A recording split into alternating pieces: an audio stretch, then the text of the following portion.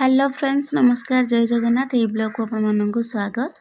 बुधवार दिन सकाଳେ हठात गाँव को जीवा पड़ता और सकाळु सकाळु मु उठिकी गाधे पाधे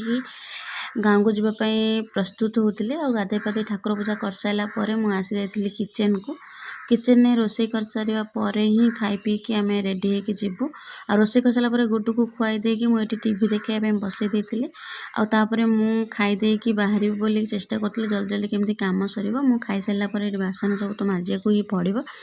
आ बासन ही सब माजुली बासन माजि सारापर चली गुड्डू को रेडी करने बासन माजि सारापर मुझे गुड्डू को रेडी करूँ कहीं आम माँ झील ही एपटू जीवु आ बाबा से ऑफिस सारिकी सेपटे बाबूघाट को आसवे कहीं काम अच्छे सी आसीपारे आ गुड्डू को रेडी कर सारापर मुझे रेडी होती मु रेडी हो सारापर स्त्री लोक मान तो टी रेडी होगा टाइम लगे तथापि जल्दी ट्राए करूँ रेडी हाँपी कहीं ट्रेन जीवु आ ट्रेन क्या अपेक्षा करनी आ जल्दी जल्दी रेडी होगी आम ये बाहरी पड़ू आ गुड्डू जिदी करता से छता को घर को लेकिन जीव बोली गाँव को तो मुझे बिगिड़ला बुझे सारापर आम ये सारा पकड़ आसीगलु बस रे आसीगलु फाइनाली